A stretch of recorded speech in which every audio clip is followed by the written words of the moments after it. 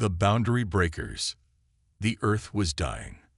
Not with a dramatic bang, but with the relentless inevitability of mathematical certainty. Climate models had long predicted this outcome, but humanity's response had been fragmented, delayed by politics and profit, until the tipping points were passed one by one.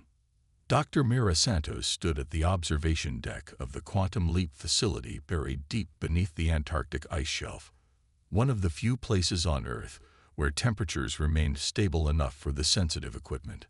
Through the reinforced windows, she watched as automated drones maintained the massive array of quantum processors that had cost trillions to build.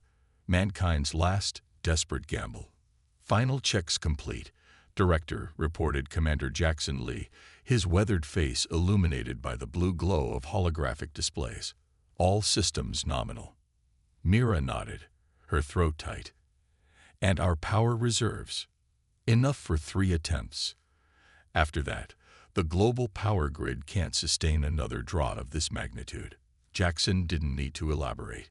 With 90% of Earth's infrastructure devoted to immediate survival, maintaining the atmospheric processors, water purification systems, and temperature-controlled habitation zones, diverting resources to the Quantum Leap project had been controversial at best, treasonous at worst. Dr. Aisha Nasir approached, her fingers dancing across a neural interface connected to her temple. The equations check out, Mira. This time, I believe we've solved the quantum entanglement paradox. So did the last 4 teams, Mira replied, not unkindly. And they all failed.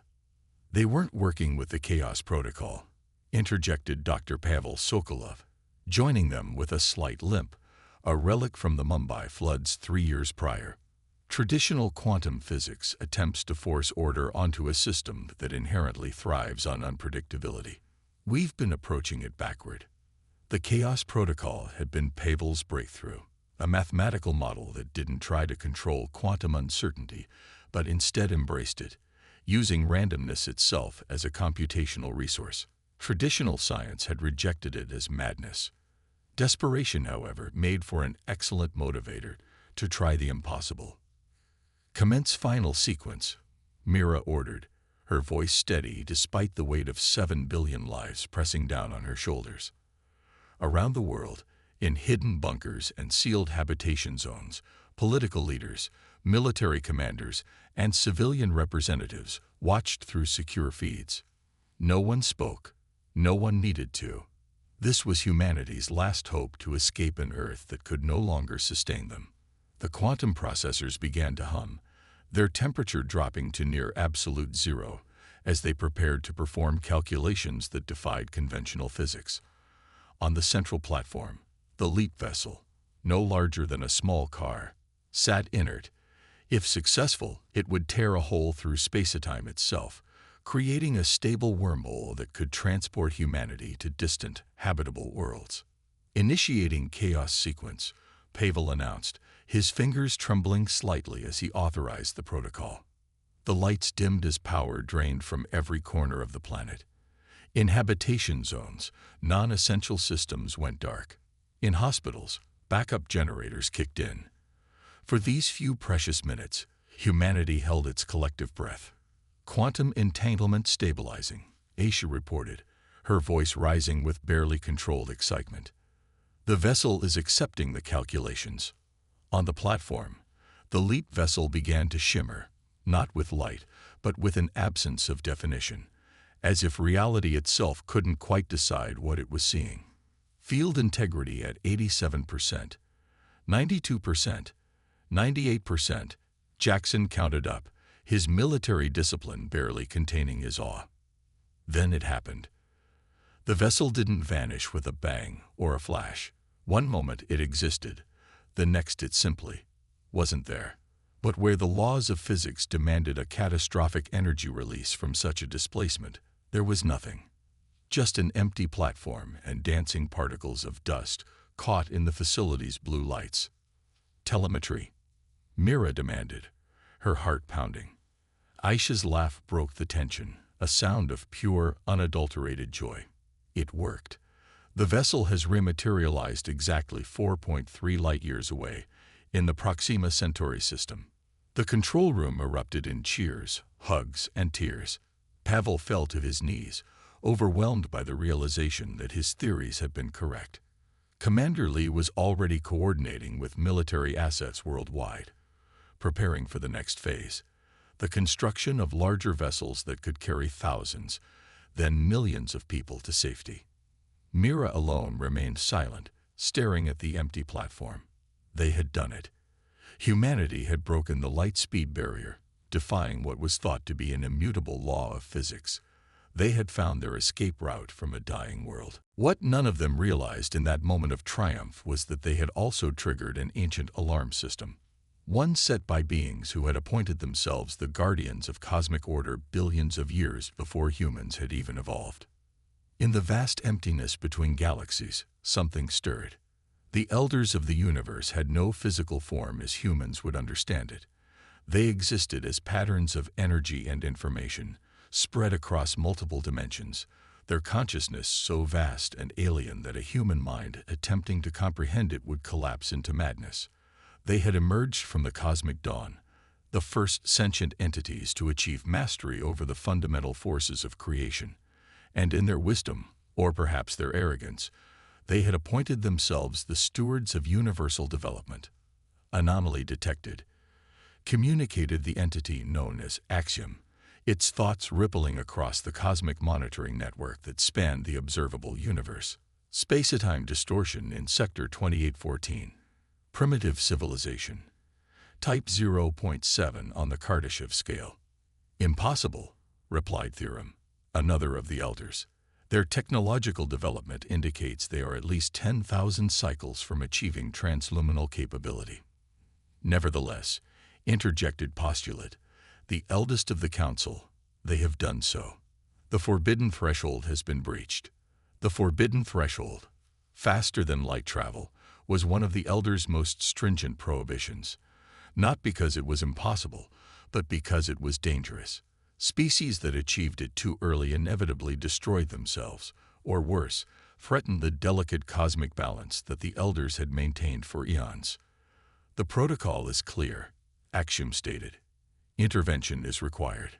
This species is unusual, noted Theorem, reviewing the data streams that had been collected on humanity over millennia. Highly adaptable, remarkably persistent. Their cognitive patterns suggest a unique relationship with chaos and uncertainty. All the more reason for containment, Postulate decided. Dispatch the emissary. Standard protocols apply. If they cannot be persuaded to abandon this technology, implementation of a development barrier will be necessary. The emissary, a construct designed specifically for interaction with primitive species, detached from the cosmic network. It would arrive at Earth within hours, crossing vast interstellar distances through methods that made humanity's crude wormhole technology look like a child's first steps. The elders had encountered countless civilizations throughout the cosmos. Some had been guided gently back to their proper developmental path. Others had required more forceful intervention. None had ever successfully defied the cosmic order that the elders maintained. They expected humanity would be no different. They were wrong. The first sign that something had changed came from astronomical observatories worldwide. The stars were disappearing, not all at once, but one by one, as if something was systematically blocking their light from reaching Earth. Then came the signal. It overrode every communication system on the planet simultaneously. Television, radio, neural networks, quantum entanglement communicators. Everyone, everywhere, heard the same message, translated perfectly into their native language. Humanity, you have violated the natural order of cosmic development. Your species has achieved transluminal technology before the approved developmental milestone. This represents an unacceptable risk to universal stability. You will cease all research into this field immediately. Your prototype will be confiscated. Knowledge of the technology will be selectively removed from your collective memory. This is not a request. You have 6 of your hours to comply. In the Quantum Leap facility, chaos erupted. Military personnel moved to secure the research data. Political leaders demanded immediate conference calls. Scientists argued vehemently about what could possess such technology and what selective memory removal might entail. Mira Santos alone remained calm, watching as a holographic projection materialized in the center of the control room. The figure appeared humanoid but was clearly not human, its proportions subtly wrong, its skin seeming to shift between different textures and colors, its eyes pools of swirling cosmic light. "I am the emissary of the elders," it stated, its voice resonating with harmonic undertones that made several people wince in discomfort. "I have been authorized to answer questions before implementation of the containment protocol." Commander Lee stepped forward, hand instinctively moving to his sidearm before thinking better of it. "By what authority do you claim the right to interfere with human development?" "By the authority of cosmic necessity," the emissary replied. "The elders maintain universal order. Species that develop transluminal capability prematurely inevitably cause catastrophic damage to space-time fabric or engage in expansionist behaviors that destabilize galactic ecology. We are trying to survive," Mira interjected, approaching the projection.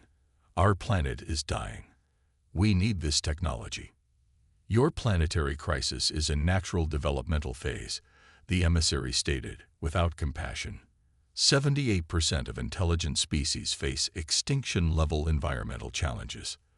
Those who overcome them through conventional means prove themselves worthy of eventual admission to the galactic community. Those who attempt shortcuts invariably cause greater harm. "And if we refuse your demands?" Pavel asked. The emissary's form shifted, briefly showing glimpses of something vast and incomprehensible before resolving back into its humanoid appearance. "Then a development barrier will be implemented. Your species will be contained within this solar system. Selective cognitive technology will make it impossible for any human to conceptualize certain mathematical principles necessary for transluminal travel. This is not punishment. It is protection, both for the cosmos from you, and for you from yourselves." 6 hours, Mira repeated. "You'll have our answer then." As the projection vanished, the room erupted in argument again. Military leaders advocated defiance. Surely Earth's combined firepower could repel any invader. Politicians counseled caution. Perhaps negotiation was possible. Scientists were divided, some terrified of the technological gap they faced, others burning with curiosity about these elders and their capabilities. Mira silenced them all with a gesture. "Commander Lee, secure the facility. Dr. Nasir, Dr. Sokolov, come with me. We have work to do." As they hurried to a secure laboratory, Aisha whispered, "What are you thinking, Mira?" Mira's expression was grim but determined. These elders have been enforcing their version of cosmic order for who knows how long. They've encountered countless species, all following predictable patterns. A fierce smile crossed her face. What they've never met humans before. Defiance of the cosmic order. "They're watching us," Commander Lee confirmed, studying sensor readings from satellites that had been hastily reconfigured to detect the alien presence. "Something is in orbit around Earth, not a conventional spacecraft, more like a distortion in space-time itself." In the 6 hours granted by the emissary, humanity had mobilized with remarkable unity. Old political rivalries were temporarily set aside in the face of an existential threat. The United Earth Defense Council, an emergency governing body that had been theoretical until today, had assembled in a secure virtual environment, with representatives from every nation. "Our military options are limited," General Zhao of the Pan-Asian Alliance reported grimly. "Conventional weapons would be useless against an entity that can manipulate space-time. Nuclear deployment might cause more harm to us than to them. And our diplomatic leverage is non-existent," added Ambassador Okafor of the African Federation. "They have no reason to negotiate with us. From their perspective, we're children playing with matches near a powder keg." President Alvarez of the Americas Coalition leaned forward, her holographic projection flickering slightly. "Dr. Santos, you've had the most direct contact with this emissary. What's your assessment?" All eyes turned to Mira, who had spent the last 5 hours in intense consultation with Earth's leading physicists, xenobiologists, and information theorists. The elders are not gods, she began carefully. Immensely powerful, yes. Ancient beyond our comprehension, certainly. But they are entities bound by their own rules and limitations, and I believe we've identified a fundamental flaw in their cosmic worldview. Explain, President Alvarez prompted. Mira nodded to Pavel, who activated a holographic display showing complex mathematical models, the chaos protocol that had enabled their breakthrough. The elders operate on principles of perfect order, Pavel explained. Their entire system of cosmic management assumes that developmental paths are linear, predictable, and can be controlled through the application of sufficient computational power and energy. Our analysis of their communication patterns and the limited sensor data we've gathered suggests they're essentially a vast, living algorithm. And algorithms, Aisha continued, have exploitable edge cases, scenarios they aren't programmed to handle effectively. You're suggesting we hack these cosmic entities? General Zhao asked incredulously. Not exactly, Mira clarified. But we believe they fundamentally cannot understand or predict truly chaotic systems. And humanity, our entire evolutionary history, our cultural development, our scientific methodology, is defined by our relationship with chaos. We don't just adapt to it, we thrive on it. We harness randomness as a resource. Commander Lee frowned. And how does this help us against a species that can literally rewrite our brains to make us forget how to build wormholes? Mira's expression hardened. Because we're not going to fight them on their terms. We're going to change the game entirely. When the 6 hours elapsed, the emissary rematerialized, not in the quantum leap facility as expected, but in a makeshift chamber hastily constructed on the Antarctic surface. The room was starkly utilitarian, with a simple table and 2 chairs. Mira Santos sat alone, waiting. Your time has expired, the emissary stated without preamble. What is humanity's decision? Mira gestured to the empty chair. We have a counter-proposal. But first, I'd like to ask you something that's been bothering me. How many species have successfully developed transluminal technology without triggering your intervention? The emissary remained standing. 17 species across this galaxy have achieved approved transluminal capability. All did so after reaching appropriate developmental milestones. And how many have been contained, as you're threatening to do to us? 2,743 species have required containment protocols.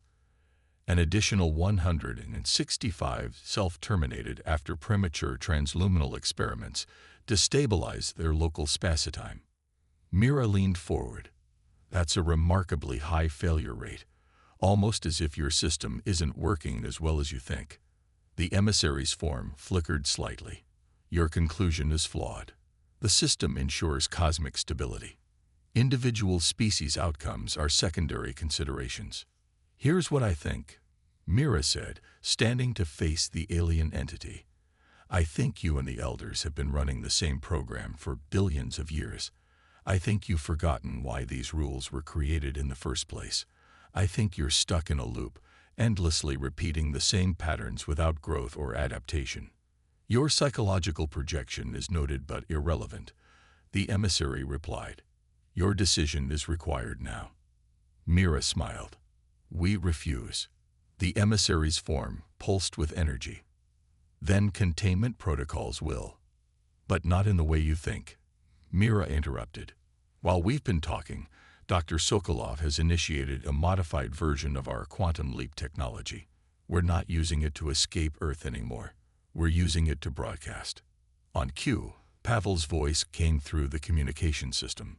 Transmission complete, Director Santos. The emissary went perfectly still, a sudden, unnatural cessation of the subtle movements that had animated its form before. When it spoke again, its voice had changed, multiple harmonics overlapping in a way that made Mira's teeth ache. What have you done? The question came not from the emissary alone, but seemed to echo from multiple sources simultaneously. We've shared our chaos protocol with every sentient species in the galaxy, Mira explained calmly.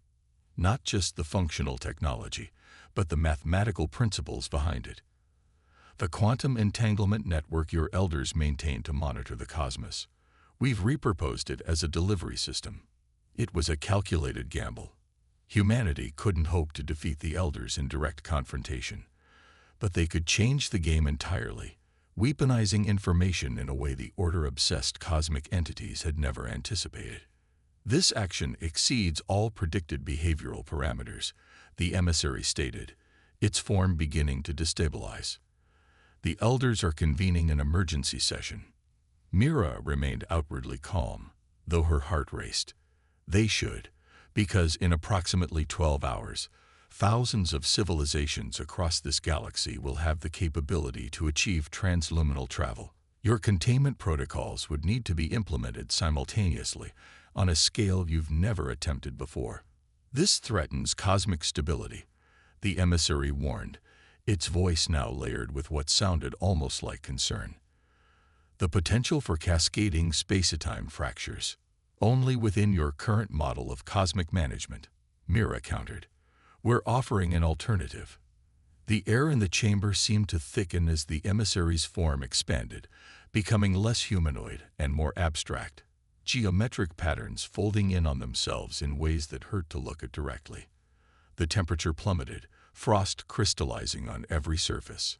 Explain, demanded multiple voices in unison, the elders themselves, speaking through their proxy. Mira fought against a wave of vertigo as reality itself seemed to warp around her. For billions of years, you've enforced a single developmental path on all intelligent life, one based on perfect order and predictability. But the universe isn't orderly at its core. It's chaotic, probabilistic, inherently unpredictable. By forcing species to develop along strictly controlled lines, you're actually working against the fundamental nature of reality. She gestured to a holographic display that Pavel activated remotely, showing the mathematics of the chaos protocol. Our breakthrough came when we stopped trying to control quantum uncertainty and instead embraced it as a resource. We suspect many of those 2,000-plus species you contained were on the verge of similar realizations, approaches to transluminal travel that work with cosmic chaos rather than against it. The emissary's form stabilized slightly, the multiple voices resolving into a single, deeper tone. Your species proposes evolutionary diversification of transluminal methodologies. Exactly, Mira confirmed. Instead of a single approved path, allow, even encourage, multiple approaches. Some will fail, yes, but others might discover methods far more elegant and safe than anything currently imagined. Cosmic stability through diversity, not uniformity. For several long moments, the chamber was silent. Mira could feel the weight of ancient minds considering her words, entities so vast and powerful they could erase human civilization with a thought, yet apparently confronted with a genuinely new idea for the first time in eons. Finally, the emissary spoke again, its voice now calm and singular. The elders have reached a preliminary determination. Your transmission will be permitted to proceed. A probationary period of 1,000 years is granted to assess the outcomes of this experiment. Mira blinked in surprise. She had expected threats, ultimatums, perhaps even immediate punishment, not cautious acceptance. And Earth, our wormhole technology. You may continue your development, under observation but without interference, the emissary confirmed. The elders acknowledged the possibility that rigid adherence to established protocols may have limited cosmic potential. The admission seemed to cost the entity something. Its form flickered briefly before stabilizing. An elder will be assigned to monitor Earth specifically. Your species' relationship with chaos is uniquely developed. It merits further study. With those words, the emissary's form dissolved into particles of light that swirled briefly before vanishing entirely. The temperature in the chamber returned to normal. Mira stood alone, hardly daring to believe what had just happened. Her communication device chimed. Did we just talk our way out of cosmic containment? Pavel asked incredulously. Mira laughed, a sound of relief and lingering disbelief. I think we did more than that. I think we just rewrote the rules of the universe. In the months that followed, humanity proceeded with caution but growing confidence. The Quantum Leap project expanded, with larger vessels successfully creating stable wormholes to a dozen nearby star systems. Preliminary colonization efforts began on planets identified as suitable for human habitation. The emissary, or perhaps a different manifestation of the elders, reappeared periodically, observing but not interfering. Humanity came to understand that they were part of a vast cosmic experiment now, one that might determine the developmental fate of countless species across the galaxy. 1 year after the first contact, Mira Santos stood on the observation deck of humanity's first interstellar vessel, the Chaos Bringer, preparing to embark on a diplomatic mission to meet representatives of other species who had successfully implemented versions of the Chaos Protocol. Ready to make history again, Director? Commander Lee asked, joining her at the viewport. Mira smiled, watching as Earth, still struggling with its environmental challenges, but no longer facing imminent extinction, receded beneath them. The elders had it backward all along, she mused. They thought order was the natural state of the universe, and chaos the threat to be contained.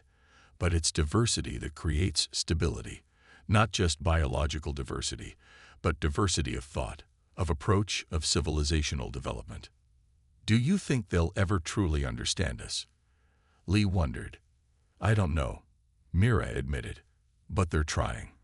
And that's more than they've done in billions of years. Sometimes, breaking the rules is exactly what the universe needs. As the Chaos Bringer activated its wormhole drive, tearing a controlled hole through the fabric of space-time, Mira reflected on the irony of their situation. Humanity had set out to save itself from extinction and had ended up potentially liberating thousands of civilizations across the galaxy.